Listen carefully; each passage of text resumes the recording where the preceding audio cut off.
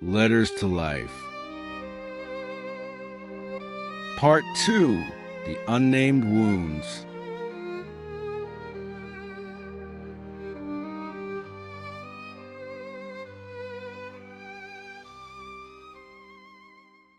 You of the past. I want to begin with an admission I've avoided for so many years. You were in so much pain, so much that even you can't remember how many times you tried to stand back up, and so much that I, the person you become, sometimes can't understand how you manage to survive. I think about you often, the version of me who kept walking through storms without an umbrella, who learned to swallow pain quietly because there was no safe place to put it. You carried wounds that no one saw, burdens that no one offered to share, and fears you never dared to speak aloud. You kept trying, even when trying felt pointless. You kept hoping, even when hope hurt. There were days when the world felt too heavy, nights when the silence felt too loud. There were moments when giving up seemed easier than taking one more breath. And yet, somehow you didn't. Somehow, you found just enough strength, a tiny spark, a small whisper inside, to push forward one more day. And because of that, I exist. Because you endured, I get to live with a little more light, a little more peace. So this is for you. I see your courage. I honor your struggle. And I'm grateful, endlessly grateful, that you never stopped fighting, even when everything in you was breaking. There are sorrows you never give a name. There are wounds you don't dare to touch. Because, just a gentle brush would tear them open again, stinging as sharply as the very first time. I see the version of you lying awake through long nights, staring at the ceiling, not because you can't sleep, but because there's an emptiness inside you so vast that even breathing feels like a heavy task. That emptiness no one understands and no one can fill. And I know there are moments when you wonder if you become invisible in this world, a place where people pass by, lost in their own lives, unaware that you try your best to keep your heart from breaking further. You smile softly, speak less, and stay quiet far more than before. Not because you're strong, but because you fear that if you start talking, the tears will fall before you can stop them. You carry your pain like a secret you yourself don't know what to do with. But no matter how well you try to hide it, I can still see the exhaustion woven into every breath, the sadness lingering in your eyes every morning. And I want you to know this, that emptiness does not make you weak. It only shows how much and how long you have endured quietly and alone. There are nights when you lie in silence, like a forgotten shadow in a vast world. You curl into yourself, holding your own heart, quiet and exhausted. No one knows, no one sees. Only you understand how deep your loneliness goes. You cried so much that your eyes are swollen and red, yet the next morning you still smile, as if no storm had ever swept through your chest. You hide your tears behind the words, "I'm okay." You soothe yourself. It's fine. Everything will be all right. But deep down, it's just a small comfort to keep yourself going. I see the version of you who tries to look strong even when your heart feels ready to collapse. You walk through each day with a calmness you had to trade for an exhaustion no one else knows about. You've grown used to smiling to cover cracks inside, to staying silent when sadness rises, afraid that just one word will make everything spill out.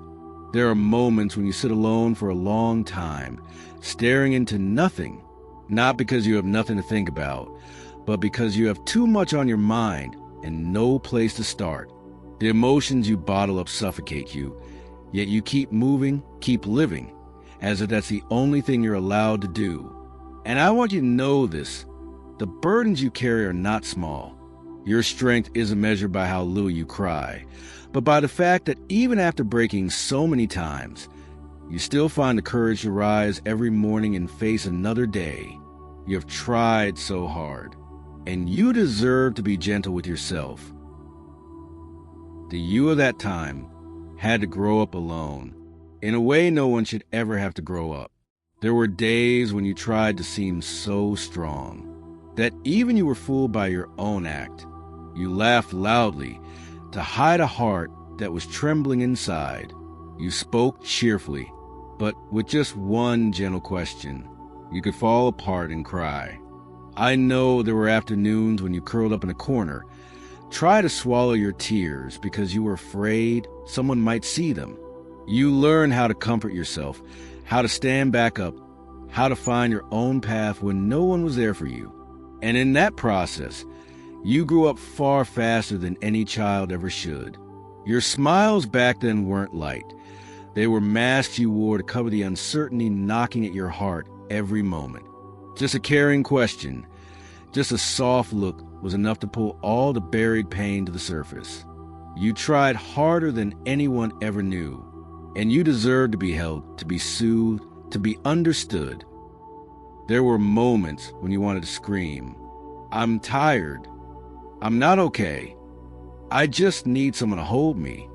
But then you fell silent because you were afraid of bothering others, afraid of being judged, afraid of the pity in someone's eyes.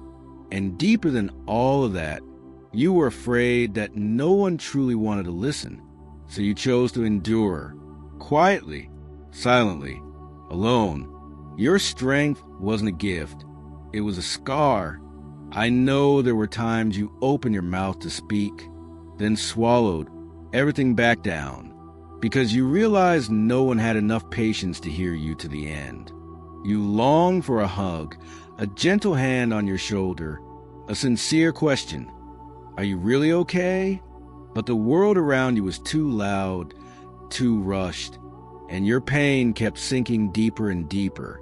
You learned to smile while your heart was screaming, to say it's fine when everything inside you was falling apart, to act strong so no one would notice how exhausted you truly were. And that is what left a scar from all the times you forced yourself to grow up, when all you wanted was the freedom to be fragile. You endured far more than anyone should have to, and you deserve to be heard, to be held, to be understood. Then there were days when you were hurt by the very people you trusted the most, the one you thought would stay, left without ever looking back, the one you believed would understand you, became the one who made you cry the hardest, the one you saw as a place to return to, turned into a place you feared facing the most. You didn't blame them, even though you had every right to. You only blamed yourself for giving too much, believing too much, hoping too much in things far too fragile.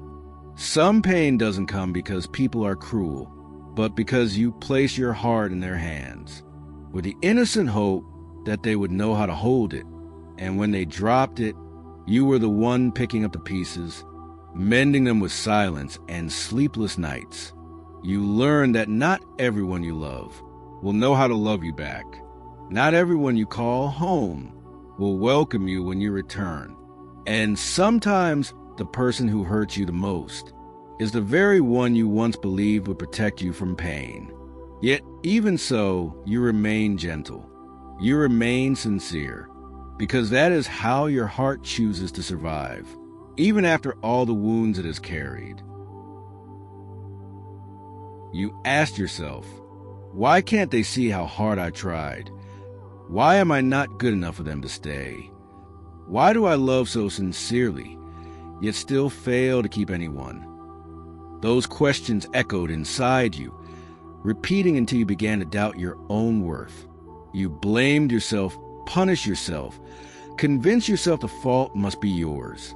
But beneath it all, there was only one painful truth. You simply loved too deeply the people who never knew how to truly see your heart. You started to doubt yourself. You began to believe you weren't worthy, that you had no real value, that if you were better, prettier, more interesting, maybe everything would have been different. And then you blamed yourself every single day, wondering where you went wrong, what you were missing. You looked in the mirror and saw a version of yourself you thought wasn't good enough to be loved. But no, my dear, listen to me carefully. It wasn't your fault. Not now, not in the past, not ever. Because some people, some stories leave your life not because you weren't enough, but because their journey was never meant to walk with yours until the end. I remember so clearly the days when you were so exhausted you couldn't say a single word, when even breathing felt heavy. The days you walked through crowded streets, surrounded by noise and people, yet felt completely invisible, as if the whole world could pass right through you without noticing your existence. The days you curled up in a small corner, hugging your knees, letting the darkness wrap around you, because it was the only place that felt safe, a place to hide from the world, from expectations, and from the emotions you couldn't even name. There were moments when you looked into the mirror and couldn't recognize the person staring back, a distant version of yourself, tired, faded, drained of every bit of light in your eyes. There were times you wished you could just disappear for a while, not so someone would worry or pay attention, not to test who truly cared, but simply to rest from the pressure, from the sadness, from the pain twisting inside your chest that you didn't know how to share with anyone, just to let your heart breathe again, even for a moment. I know I was there with you, even in the moments when you believed no one was on your side anymore. I was there, quiet, patient, never leaving you for a single breath, even if you didn't see me, even if you thought you were fighting the whole world alone. I witnessed everything. I saw every exhausted breath you tried so hard to steady. I saw the nights you stayed awake, sitting in the dark, wondering if life would ever become gentler with you. I saw the moments when you wanted to let go, when everything felt too heavy, when your heart felt stretched so thin that the slightest touch could break it completely. But then, you still chose to get up. You still chose to keep living, even when nothing guaranteed that tomorrow would be kinder. And that small, quiet decision told me everything about the strength that lives inside you. You are so much stronger than you think. Not the kind of strength that shines brightly or stands tall for the world to see, but the silent kind, the kind no one notices, no one praises. Yet it carries you through the hardest days. Strength, not because you don't know pain, but because you have carried that pain, held it close, endured it, and still continued to live as if your heart wasn't breaking.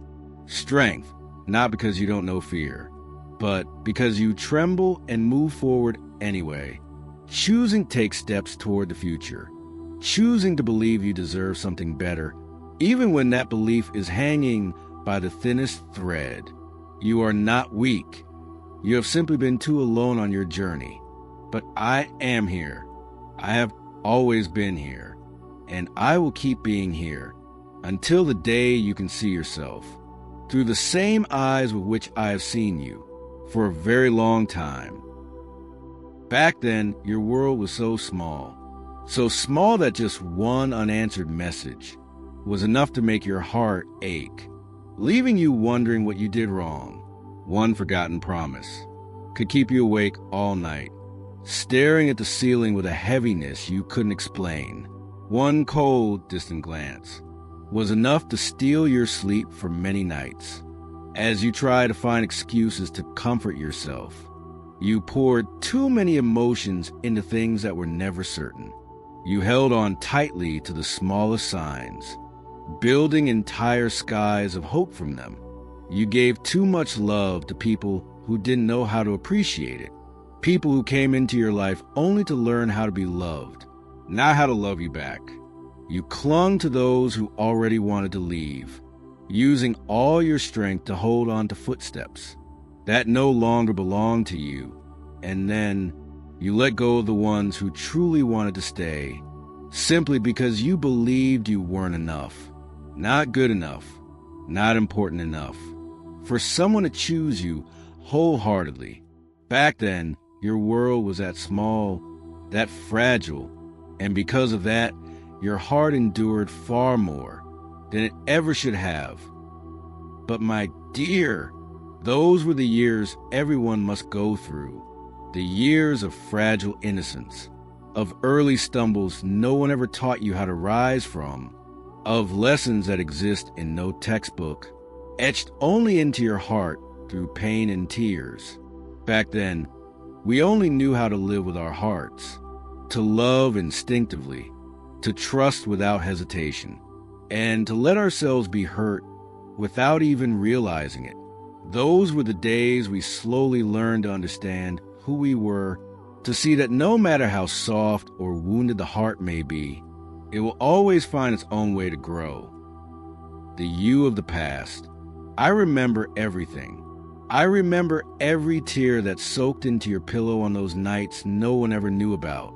Tears you tried so hard to swallow, yet still slipped out because that small, fragile heart of yours had been hurting for far too long. I remember the afternoons when you sat quietly, staring at the gray sky, your eyes following the slow drift of the clouds, your mind heavy with a weight you couldn't name. You didn't understand why your chest felt so tight, why something inside you was quietly breaking, while the world kept moving as if nothing was wrong. I remember the dreams you once held so dearly, the things you believed you could reach if you just tried hard enough, dreams you later buried with your own hands, not because you wanted to, but because you no longer had the strength or the hope to keep them alive. I remember the moments you stood in front of the mirror, looking at your reflection with doubt and exhaustion, asking yourself if you were still enough, if you still deserved to be loved, or if you were becoming a burden to someone. I remember it all, not to reopen the wounds, not to make you relive the pain, but to tell you one thing. You were incredibly brave in the quietest, loneliest way, the way of someone who had no shield, yet still learned how to stand. You were never truly alone. I was there with you, in every trembling breath, in every step you forced yourself to take. You just didn't recognize me then. And now, seeing you grown, beautiful in your own unique way, warm in a way few people ever learn to be, loving without conditions, patient with others because you know too well what loneliness feels like, I am proud of you, more proud than any words could ever express. Today, I want to tell you something, just one thing, but I hope it will lift a little of the weight you've been carrying, like a warm hand resting gently on your tired heart. You don't have to be that strong anymore. You don't have to hold up the whole world on your shoulders. Don't have to swallow your tears, just so others won't worry. You don't need to pretend you're fine. Pretend you're unbothered. Pretend nothing ever hurts you. And you certainly don't have to smile. When your heart is trembling on the edge of breaking, you've endured enough to grow through your pain, enough to understand the weight of loss, enough to recognize what truly deserves a place in your life, and enough to let go of what was never yours. Let go of the pressure you place on your own shoulders. Let go of the expectation that you must always be strong. Now, allow yourself to be soft for a moment. It isn't failure. It's simply the way you return to yourself. Now, let me hold you, gently, but long enough for you to breathe a deep breath, a peaceful breath you've lost somewhere between the days you rushed through and the nights you tried so hard to stay strong. Just let me stay here. Let me be the place you lean on, so those small shoulders don't have to carry everything alone anymore. You don't need to say anything. You don't need to hide your exhaustion or the tears that never had the chance to fall. Just stay still in these arms and breathe a deep breath. You've been waiting so long. to finally take for yourself.